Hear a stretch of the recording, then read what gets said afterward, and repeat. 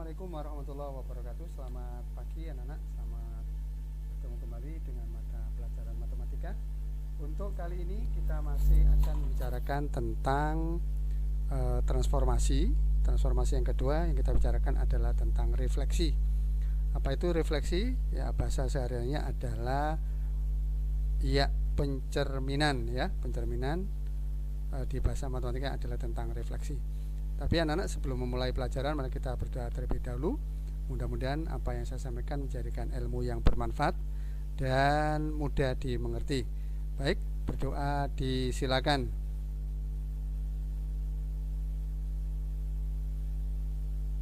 Berdoa selesai. Baik anak-anak, mari kita ikuti beberapa slide, ikuti dengan semangat sehingga apa yang saya sampaikan seperti yang saya sampaikan tadi mudah dipahami dan menjadikan ilmu yang bermanfaat.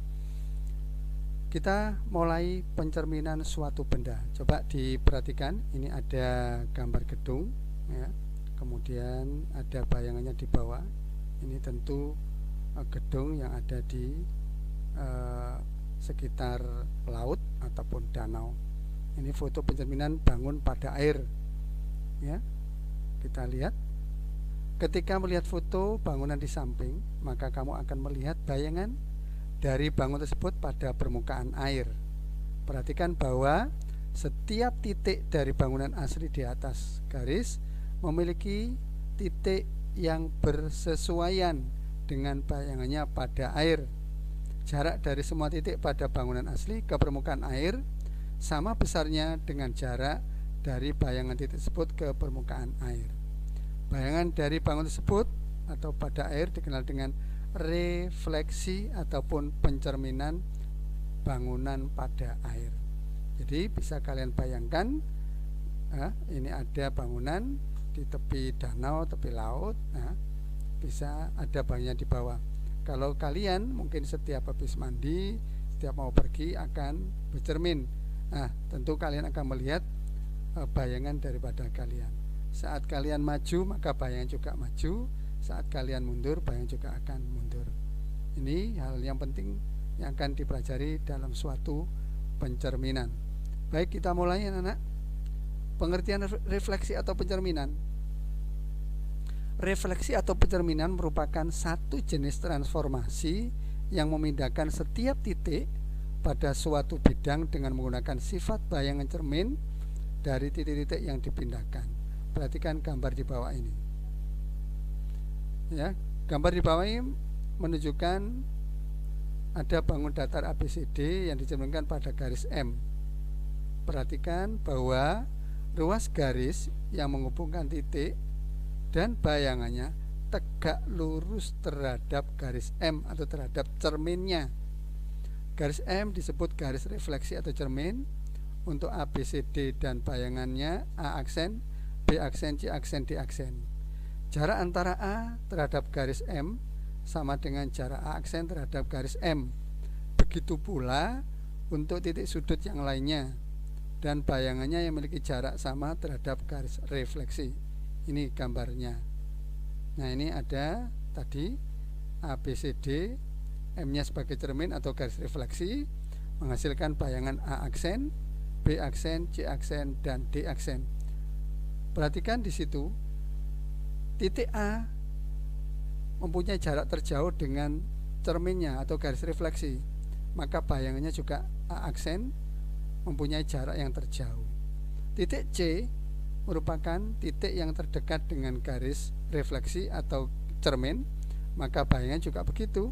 C aksen mempunyai jarak terdekat dengan garis refleksi ataupun cermin. Dari sifat bayangan yang dibentuk oleh cermin diantara sebagai berikut. Bayangan suatu bangun yang dicerminkan memiliki bentuk dan ukuran yang sama dengan benda aslinya. Ukurannya sama. Jarak bayangan cermin sama dengan jarak benda aslinya ke cermin.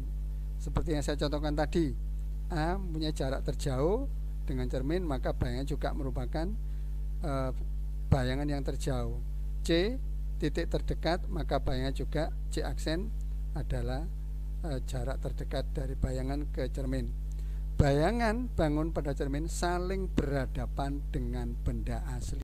Selanjutnya anak-anak, kita masuk pada refleksi terhadap sumbu X dan sumbu Y. Sebagai cerminnya adalah sumbu X dan sumbu Y. Ini perhatikan contohnya.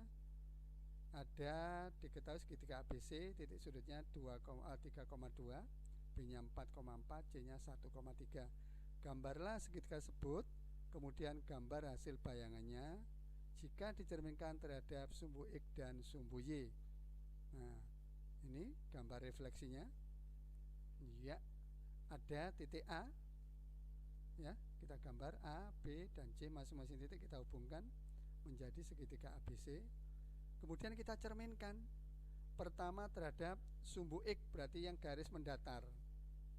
Bayangannya ada A aksen. Kita cara gambarnya kita tarik garis, ya, lurus, tegak lurus terhadap cermin. Jaraknya benda asli atau titik asli ke cermin, jaraknya harus sama dengan titik bayangan ke cermin.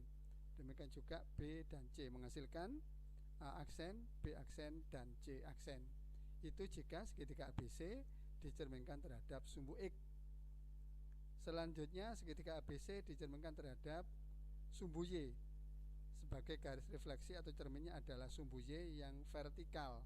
Bayangannya adalah A menjadi A double aksen, B bayangannya B double aksen, C bayangannya adalah C double aksen.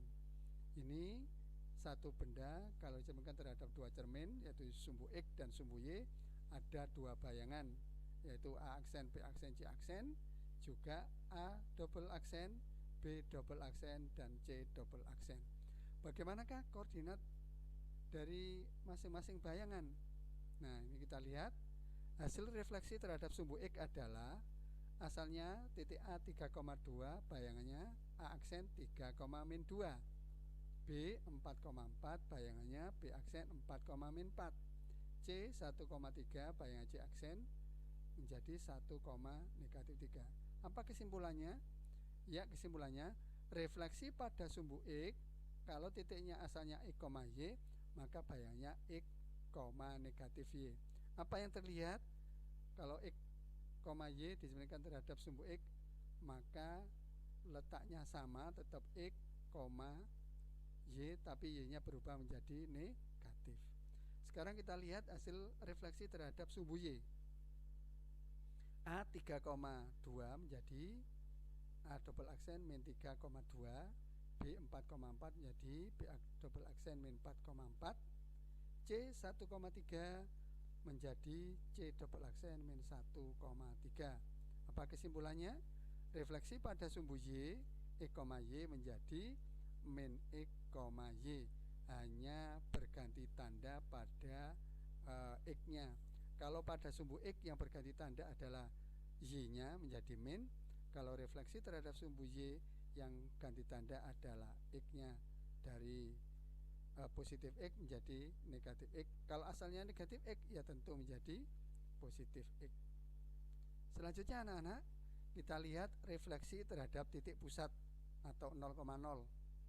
Ini ada segitiga ABC, titiknya masih sama, ABC-nya. Perintahnya gambarlah segitiga tersebut, kemudian gambar hasil bayangannya jika dicerminkan terhadap titik pusat. Ini gambar refleksinya.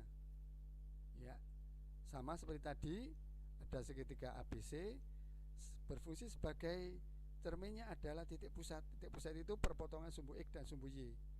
Maka bayangannya seperti ini. Ditarik garis menggunakan jarak dan arah berlawanan.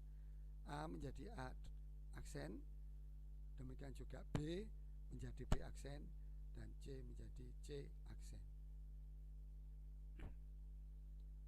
Koordinatnya bagaimana? Nah, ini hasil refleksi terhadap titik pusat 0,0, titik A 3,2, bayangannya A aksen menjadi min 3,-2, B 4,4 menjadi B aksen min 4,-4, C 1,3 menjadi C aksen min 1,-3.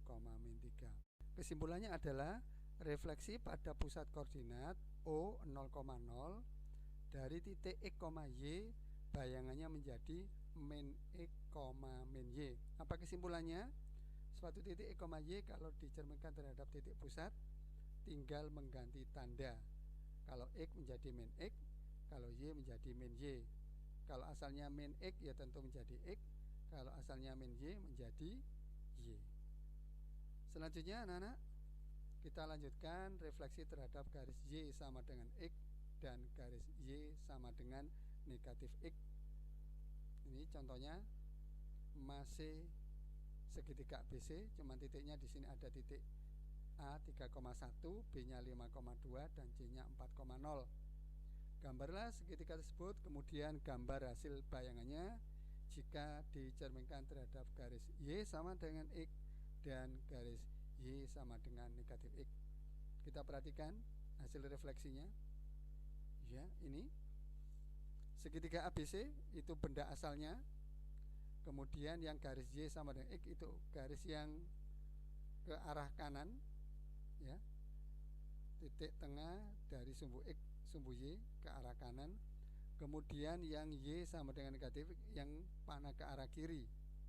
Tuh. Itu bayangannya menjadi, kalau terhadap Y sama dengan X menjadi A aksen, B aksen, dan C aksen. Di situ tulis F. Kemudian untuk terhadap Y sama dengan min X menjadi GHI. Kita lihat sekarang koordinatnya. Hasil refleksi terhadap garis Y sama dengan X. Kalau titiknya 3,1 bayangannya 1,3. Kalau titiknya 5,2 bayangannya 2,5. Kalau titiknya 4,0 bayangannya 0,4. Apa kesimpulannya?